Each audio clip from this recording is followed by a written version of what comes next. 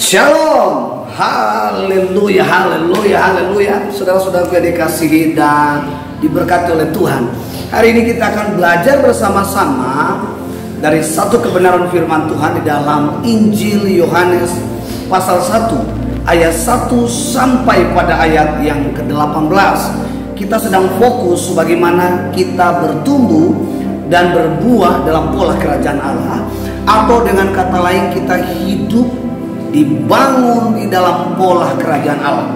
Paulus mengatakan kepada jemaat di Asia Kecil bahwa ada 4 pola kerajaan Allah, yaitu kebenaran, damai sejahtera, sukacita, dan kuasa yang dikerjakan oleh Allah Roh Kudus di dalam setiap orang percaya. Haleluya, haleluya.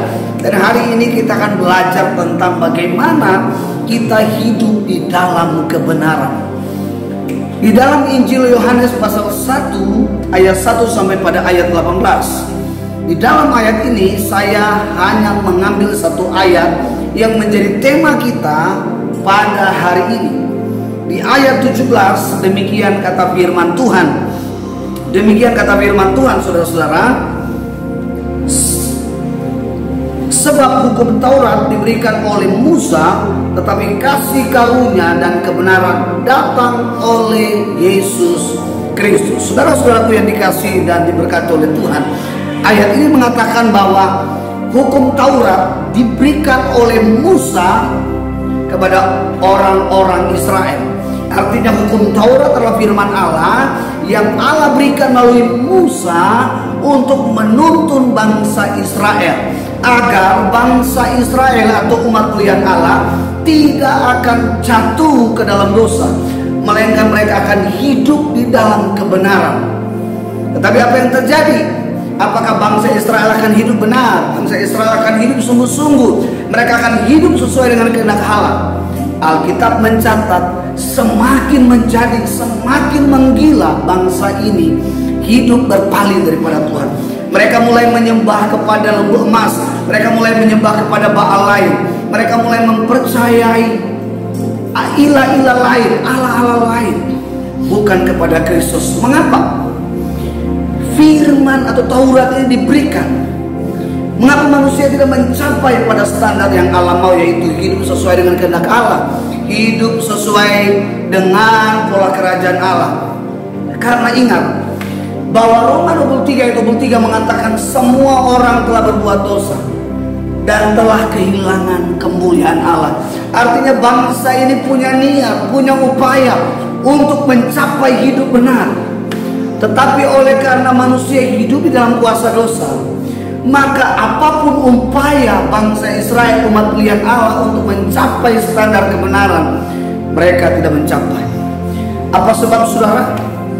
Karena Roma 3:23 mengatakan karena dosa membuat manusia, apapun upaya, apapun usaha manusia tidak dapat hidup benar.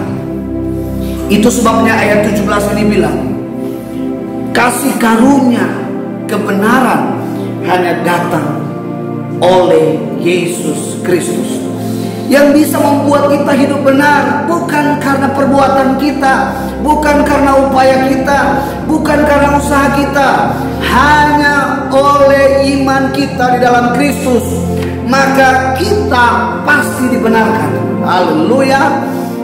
Saudara-saudaraku yang dikasihi dan diberkati oleh Tuhan, yang harus kita ketahui hari ini adalah siapa Yesus Kristus.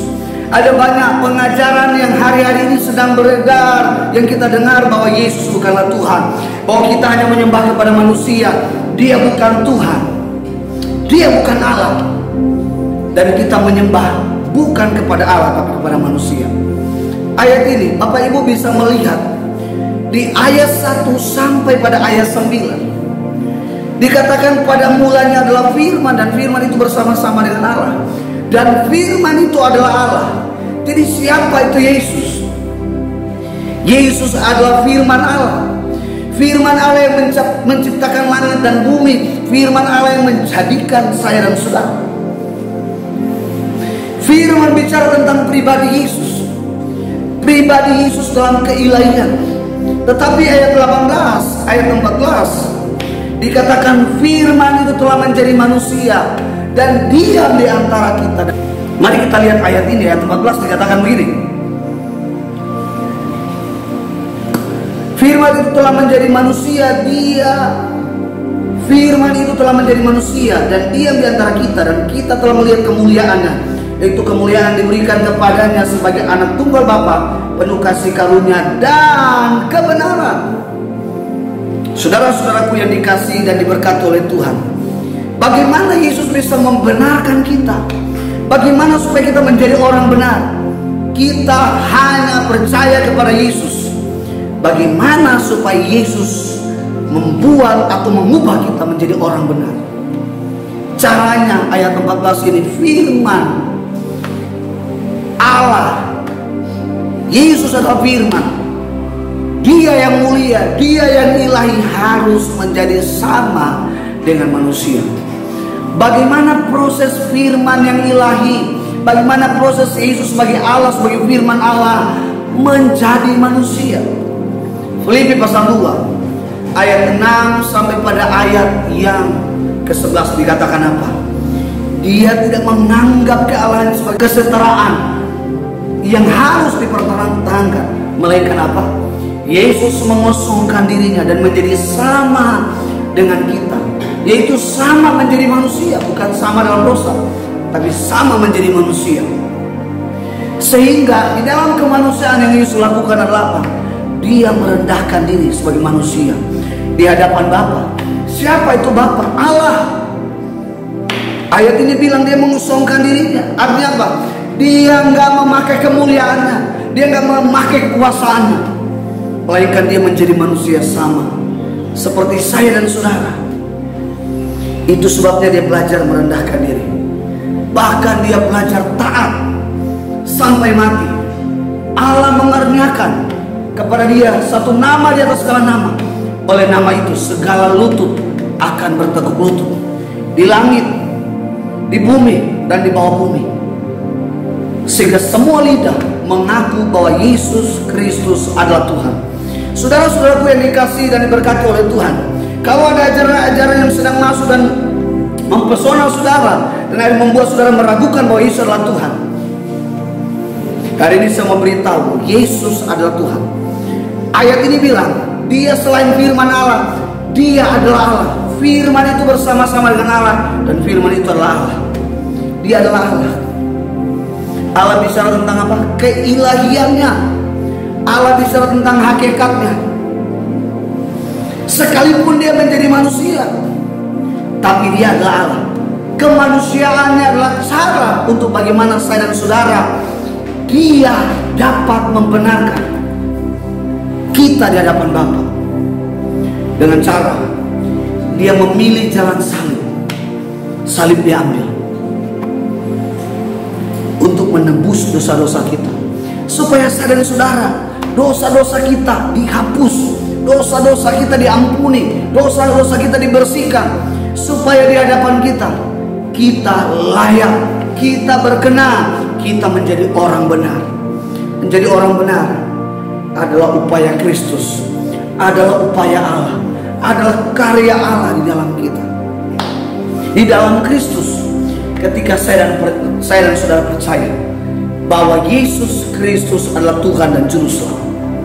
Saudara-saudaraku yang dikasihi dan diberkati oleh Tuhan, yang keempat di ayat ketiga, dalam ayat ini katakan apa? Yesus adalah pencipta. Dia menjadikan segala sesuatu. Pada waktu mula Allah menjadikan alam semesta ini. Dia berkata, berfirmanlah Allah, maka jadilah terang, maka jadilah cakrawala, maka jadilah benda-benda di langit, maka jadilah air. Semua Allah menjadikan bukan dengan pengetahuan manusia, bukan dengan desain manusia. Bahkan saya dan saudara, Dia menciptakan kita dengan firman, dengan karya Allahnya sendiri, dengan hikmat Allah sendiri, dengan pengetahuan Allah sendiri, bukan dengan pengetahuan manusia. Itu sebabnya tidak ada satupun rancangan Allah yang gagal. Rancangan Allah bagi kita adalah rancangan yang sempurna. Katakan amin. Dan hanya manusia yang gagal menghidupi rancangan Allah. Haleluya. Yang keempat adalah siapa Yesus? Yesus adalah sumber kehidupan.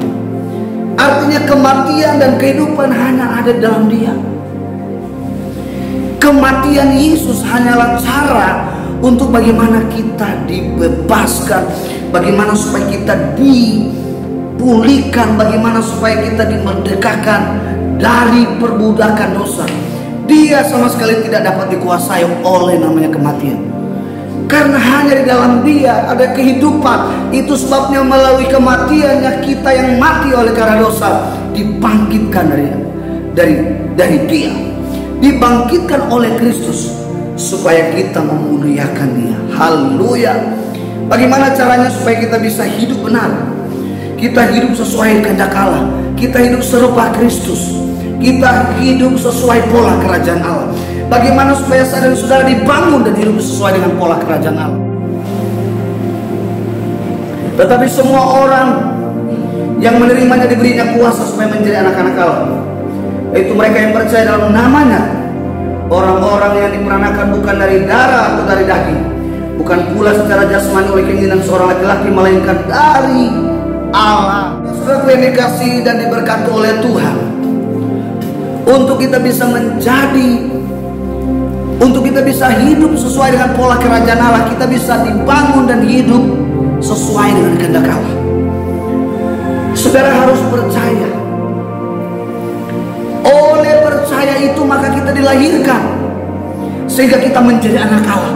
Tanpa percaya kita tidak akan dilahirkan oleh Allah. Siapa yang melahirkan kita? Allah Roh Kudus di dalam Kristus, sehingga kita menjadi anak Allah.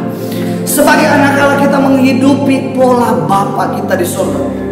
Sebagai anak Allah kita diberi kuasa, dan kita tidak hidup dari mandat manusia. Kita tidak hidup dari janji-janji manusia, tapi kita hidup oleh janji-janji Bapa kita di surga. Amin. Itu sebabnya sebagai anak kita tidak perlu ragu, karena apa yang dijanjikan oleh Bapa kita di surga pasti Dia genapi. Pasti Dia akan lakukan yang terbaik bagi anak-anak. Kita dilahirkan oleh Allah Roh Kudus, bukan secara biologis, tetapi secara kehendak Allah. Dan itulah hikmat Allah, itulah cara Allah. Kita tidak akan menghidupi gaya hidup Bapa kita di surga kalau kita tidak menjadi anak Allah. Saudara-saudaraku yang dikasihi dan diberkati oleh Tuhan, biarlah firman Tuhan ini mengubah setiap kita. Biarlah firman Tuhan ini menyentuh hati kita, sehingga hari ini kita mungkin hari ini menjadi orang Kristen cuman karena agama, cuman karena organisasi. Tapi hari ini kita mau jadi orang Kristen seperti Yohanes Pembaptis ini, yang mengalami sendiri dan dia menyaksikan kepada semua orang bahwa Yesus adalah Allah, Yesus adalah Tuhan, Yesus adalah pencipta, dan kebenaran hanya dapat kita temukan di dalam Dia.